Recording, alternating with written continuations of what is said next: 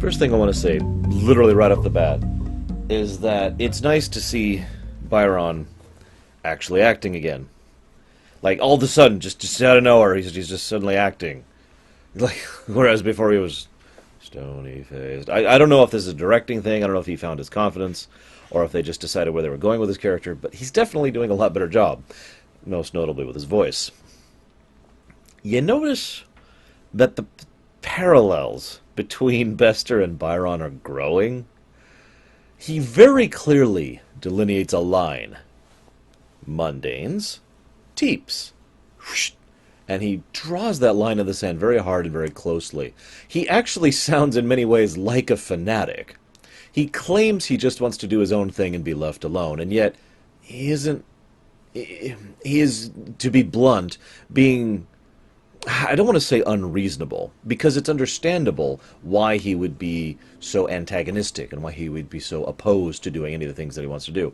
And Garibaldi, who, I remind you, does actually have genuine dislike and distrust of telepaths, coming to try and convince people who have been used and abused by mundanes and telepaths for a while now, it probably wasn't the best choice. And that's probably why Lita ends up convincing him. See, I do like the logic chain there. Garibaldi goes to Lita and is like, please, and then Lita's like, no, I'm just, whatever. And Garibaldi is like, okay, look, this is about the dream. See, this episode begins with a talk about morals and ethics. Sheridan talks about how this is more than just a storefront, right? We actually put something real here. Sheridan believes in what he is building in the Alliance, alongside Delenn and G'Kar and Londo and Garibaldi. And they believe firmly, he believes firmly, that this can actually do some real good on a large scale. Now, that's not something that comes along every other Saturday, you know what I mean? That's the kind of thing that you want to completely commit to, and it's clear that they do. What I love about this is it's so obvious, based on the way Garibaldi acts and portrays himself, that he doesn't believe in this. He is constantly being the realist. He is constantly trying to make them deal with the attendance of the mundane reality, of the harsh and cynical bitterness that real life really is. And he's doing this pretty much throughout. But he still cares about his friends, and he still cares about their vision. And so when he finally convinces Lita to do this, the argument he uses is, please, for them. And then when Lita convinces Byron to do it, please, for him. This is kind of similar to that vouching thing I talked about earlier. And it does make sense, based on what we know about Byron so far, that he wouldn't do it to have a job. He wouldn't do it so they'd be useful. He wouldn't do it so they could earn their keep. He'll do it to help a friend. That's not quite. He will do it because someone is asking them to do it in order to help a friend. Because it is important to her, because it's important to Garibaldi, because it's important to Sheridan and Delenn and G'Kar and Londo. And it's a nice touch. And it makes sense, and I like it. That being said, I have a question for you guys, and I know I've kind of brought this up before, and in fact, I actually had a commenter bring this up several episodes ago. Why isn't Lita actually in the Inner Circle? I mean, she was kind of very, very helpful in the Shadow War, and while some of the things they do against her make sense, they don't treat her quite the way you'd think they could or should or would. And I feel like her not being involved in that is going to be a bad thing. But I digress. Moving along. There's a nice human moment. I just want to comment on it really quickly. Little touches like this really help flesh this show out, where they're all arguing, and there's some complexity of the politics of the situation, which I'll talk about in a moment. But then Sheridan just glances over, and Garibaldi's just like... And Sheridan's like... That's all he does, is just this, like, oh my god, I can't believe I'm still dealing with this. Just a nice little moment there. It is also nice to see that the two have... They never say this outright, but the two have clearly mended fences. The way they're acting around each other, the friendliness and the friendship between the two, the openness, they've moved past what was happening, and Sheridan's like, yeah, we're cool. And Garibaldi's like, yeah, we're cool. Garibaldi... So, okay. They talk about the need to respect strength, and that is an obvious political stance. Politically speaking, not morally speaking, not personally speaking, politically speaking, as a political entity, as a flag, if you will, why should you care about another flag if that other flag can't defend itself? Again, not morally, not ethically. Now, the funny thing is, there actually is a reason to, but it's one that most groups don't embrace in real life and in fiction. It comes down to whether you want to be symbiotic or parasitic. I don't know if that's a word, and I don't care, but I used it over in Voyager, and I'm going to use it here. Now, that's a bit of a logic leap, so I want to kind of guide you through this here. If you are strong, we respect you. And in order for you to be strong, generally you have to do something to be strong. Especially you have to demonstrate that strength, right? Military force, oppression, because there's no better word for it, really, of lesser races, of so-called minor races, or forced vassalization, or forced enslavement, or whatever. That's showing strength, right? That is parasitism. Parasitism?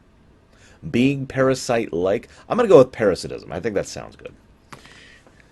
Symbiotic, by contrast, is a lot easier to define. I'm bringing up the episode The Void over on Voyager, and it applies here because what you could do with an interstellar alliance is have a situation where there's one force, and they're being attacked. And there's nothing in it for you, at all, actually, in order to go help them, except for the fact that now you have them on their side. Well, they're weaker than us. They couldn't even defend themselves. Why would that matter? Because they're free. Hear me out. Let's assume that they now owe you. Let's assume that they will then assist you with your issues. Let's say you're fighting someone. Now, you can spend time and material and resources and people in order to build new ships and new troops and new firepower in order to fight back, and you probably will do so anyways. But whatever aid comes from that other race, even if it's somewhat smaller, is still free. It's off the books, basically. It just comes in, and it assists you with your war. It is the benefit of trying to maintain a web of alliances, because even if they're small, whatever they add is by default greater than zero.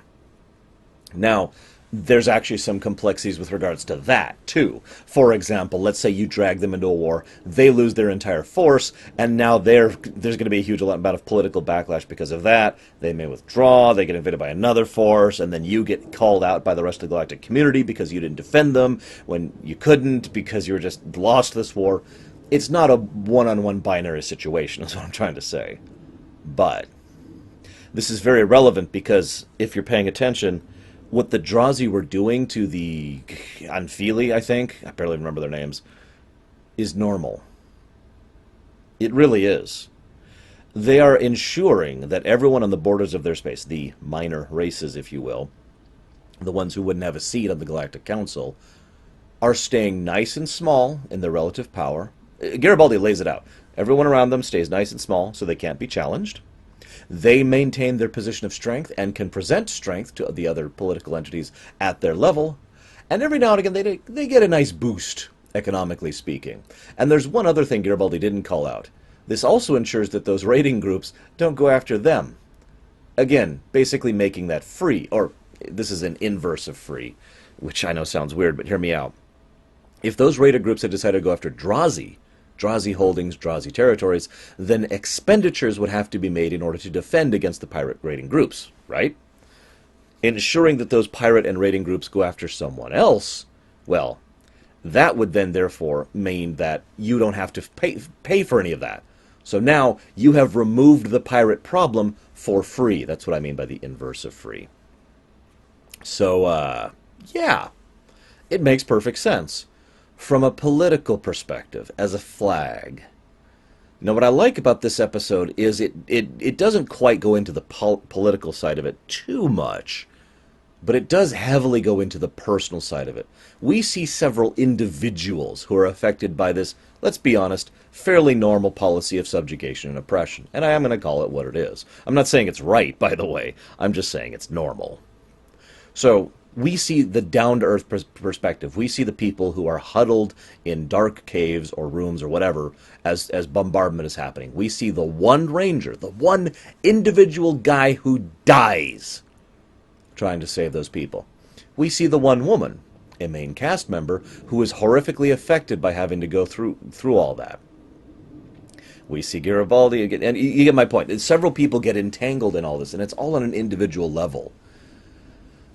That's very, very important, because that is the whole point of the episode. This episode is the Morden effect in an episode. Again, Mass Effect Morden, not Babylon 5 Morden. This whole episode is about how morality needs to be involved in these kinds of decisions, which is a thing I agree with, by the way. They talk about the declaration of morality, the declaration of principles, before they even get to the level of having a constitution, which itself is then required to actually start making laws, right? I mean, tiered, right? There's actually a few steps in there that I'm not going to go into, but, clunk, clunk, clunk, clunk, you go your way up, right? This is intended to be bedrock, as far down as it goes, which I guess would actually be molten lava, but whatever, let's not get into that. I'm using Minecraft terms now, damn it! Bedrock! This is supposed to be the base level. You don't go below bedrock. You boom! We're all supposed to be morally contained with each other.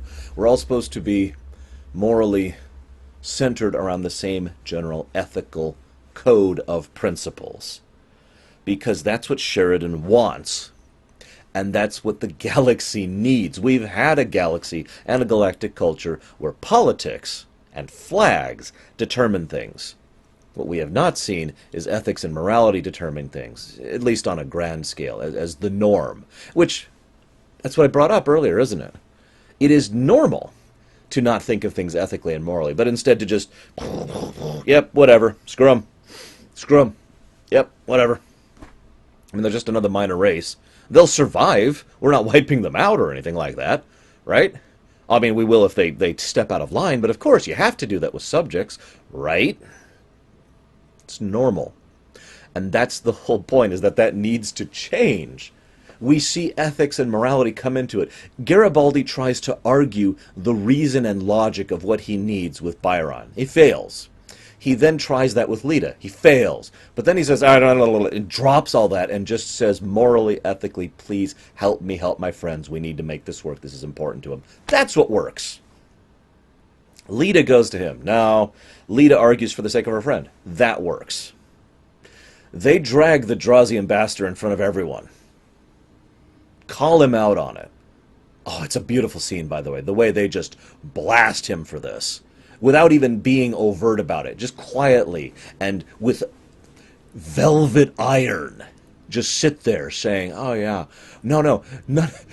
I love Landa's like, no, we destroyed them quite expertly. Just boom, no. And all the other races look at them.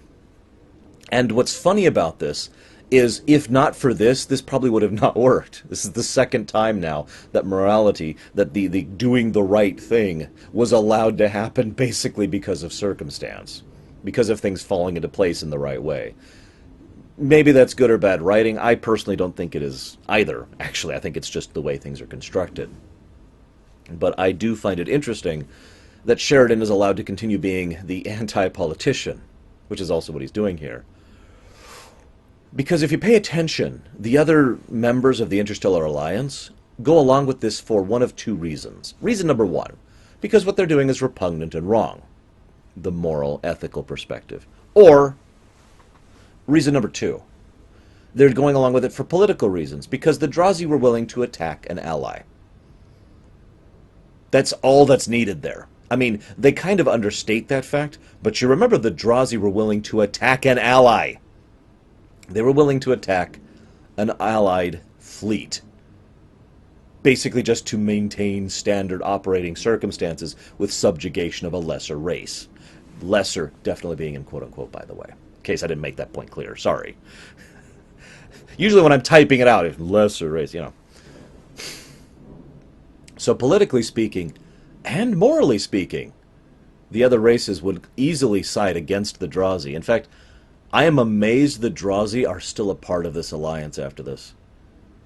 This is one of those situations in which, if this was a, let's be honest, more horrible kind of a setting, darker, more unpleasant, more Battlestar Galactica, if you will, the Drazi would probably have everyone else declare war on them, and then there would be a war of either subjugation or genocide waged against them for this. Because what they did was multiple levels of wrong from multiple different perspectives. Oh, and then they tried to lie about it. Just to add on top of all of that. Yeah! I do like the contrast of the usage of telepaths, by the way. That's another undercurrent theme, is that telepaths are exceptionally useful. And there's a very small subplot about how Lita really enjoys really doing some good with it. I mentioned earlier that scene where Sheridan is like, thank you. You have just saved a lot of lives. Thank you. And Lita's like, you're welcome. And it's just unusual. Like, her reaction acts as if she's not used to being treated like she's a person.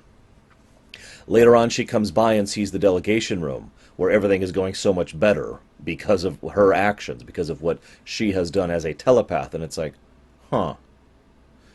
And then she goes back to Byron. I'm not sure that's a good idea, but we'll get in. Again, we'll talk more about him, but I think I've already covered him this episode. But I bring that up because there is this wonderfully human scene where she talks about what it's like to be in the mind of someone as they're dying. No matter what, that does sound really, really bad. Whether it's because you are experiencing neurons as they are breaking down, whether it's because you have a soul and it's leaving you, whether it's because there is some spiritual essence that is either moving on or dissipating, whether it's because you are, if you're reading what's there, what you're reading is deconstructing it as something that is not just gibberish, but actually, there's a word for this. Chaotic is the nice word for it, but truly chaotic. You know, some people think, woo, is chaotic. No, I mean, truly chaotic is the kind of thing that you look at and your brain actually has trouble comprehending it, kind of a thing. That kind of a thing, because the brain's actually breaking down, and you happen to be looking at the brain when it happens. No matter how you slice this, no matter what you believe, and as usual, Babylon 5 lets you interpret however you wish, it's bad. And Lita makes it very, very clear how bad it is.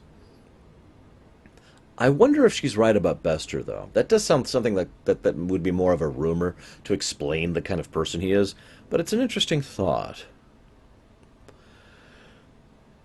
Now, I also like, this is just a couple other thoughts, just super quick here. First of all, I really like the truthfulness of what Delenn said to do. This is the kind of thing you can't do all the time. If you send your entire fleet after something, you're going to have issues. There are going to be problems with doing so. But if you send, I should say, like 90% of your fleet after something, but if you're at the beginning, or you're at a relative point of peace, or basically you don't really need those ships for something else right now, and removing them doesn't create a vacuum that could be exploited immediately, that is the kind of thing you do to really send a very strong message. Two of them, actually. Number one, we're taking this seriously. From a political perspective, a race has requested to be invited to be a part of the Interstellar Alliance, and we have sent our entire 90% fleet in order to make sure that they can do so, to save them, to help them, and to bring them into the Alliance, because we have received a distress call, and under many versions of military code, that means we're going to take that seriously. Second perspective, the moral one. You can see how I keep bringing up this whole political moral juggling act throughout this episode. Because these people were suffering, and scared, and starving, and dying. And we have sent everything to secure them, because it was the right thing to do. These two messages make it very clear what kind of organization the leadership of the Interstellar Alliance intends to be. We got your back. Oh, and by the way, we got your back. From both, from the political side and from the moral side. And of course, that's why signing this stupid Declaration of Principles, I shouldn't say it stupid, but, I mean, you think about it, it's like, well, it's just a piece of paper, who cares? But the whole point is what that paper means. The whole point is that we are going to try to be decent people, not just a political union. We're going to try to make something of this, by God.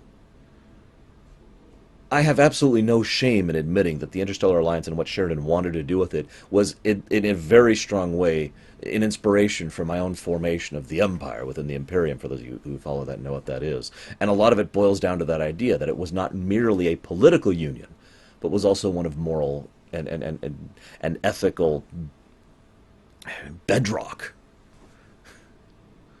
I really like this episode, if it's not obvious. So far, we've been pretty good with Season 5. I mean, we're not that far into it, but so far it's been good stuff. We'll see where we go next week with, what is the next one?